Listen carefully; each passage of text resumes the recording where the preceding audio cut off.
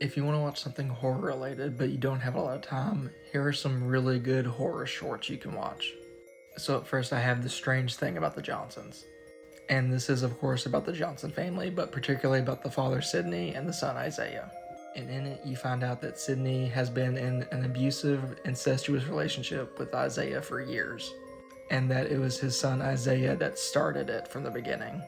This movie is maybe one of the most uncomfortable watches I've ever had in my life.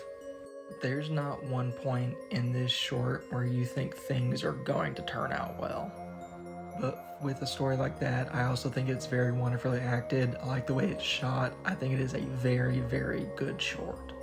It's about 30 minutes long and you can find it on YouTube. Up next, I have The Chair. Now, The Chair is about a guy named Reese who finds an antique chair that is just on the side of the road and he decides to bring it home to surprise his girlfriend.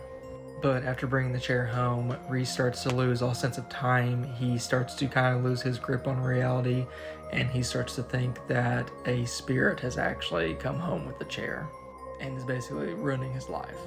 I really like the concept of this movie because you really don't know what is real and what isn't.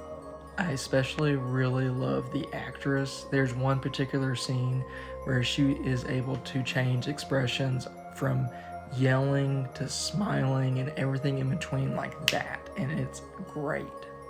It's from Curry Barker, who also did Milk and Cereal. If you haven't seen it, it's about 25 minutes long and it's also on YouTube. And then finally, I have Too Many Cooks.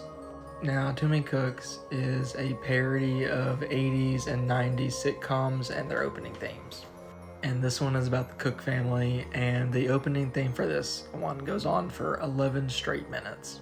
But throughout the opening theme, you start to see that there is a killer in the background who is preparing to kill everyone.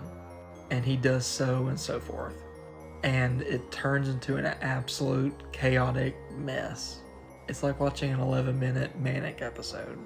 It goes from comedy to horror to sci-fi and I think everything else that's ever existed.